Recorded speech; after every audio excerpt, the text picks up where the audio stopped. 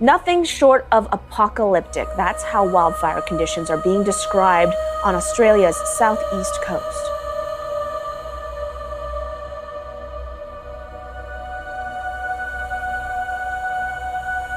This morning, a mass evacuation underway as thousands flee their homes, escaping an apocalyptic sight in Australia. The massive bushfires now visible from space, engulfing the size of more than 50 New York cities. But not like this. What's different? The blackness, the darkness, the intensity of it, it's like an apocalypse. It's like something that you've never experienced before. Tomorrow's D-Day, tomorrow's D-Day, tomorrow's D-Day.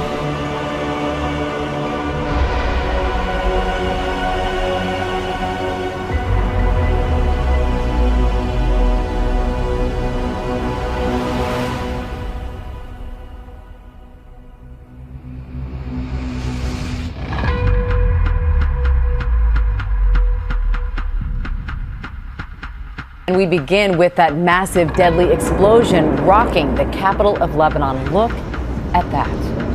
Wow. All right, we have a live look now at this apocalyptic scene in the city of Beirut this morning. This apocalyptic scene in the city of Beirut this morning. This apocalyptic scene in the city of Beirut this morning. This apocalyptic scene in the city of Beirut this morning. It is just utter devastation, and as rescuers search through the rubble, investigators are trying to determine if this was an accident or an act of terror. Our senior foreign correspondent Ian Pannell is tracking all the latest. Good morning, Ian.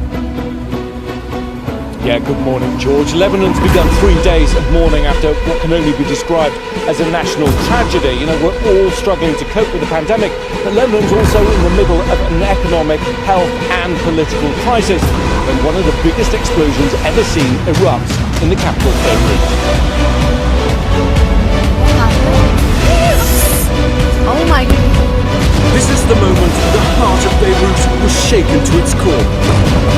The blast at the city's port sending seismic shockwaves through Lebanon's capital, picked up by earthquake detection equipment. This video from a local church, live streaming at the time, shows how devastating the blast was. Crews running for cover as stained glass rained down from above. Lebanon's health ministry says at least 100 people were killed and more than 4,000 injured. Already overwhelmed hospitals struggling to care for the wounded. The scenes around the city are apocalyptic. I mean, this is more than a catastrophe. President Trump offering condolences and aid. Our prayers go out to all the victims and their families. The United States stands ready to assist Lebanon. The president suggesting, without evidence, that the explosion was an attack. They seem to think it was a attack. They seem to think it was a attack. They seem to think it was a attack.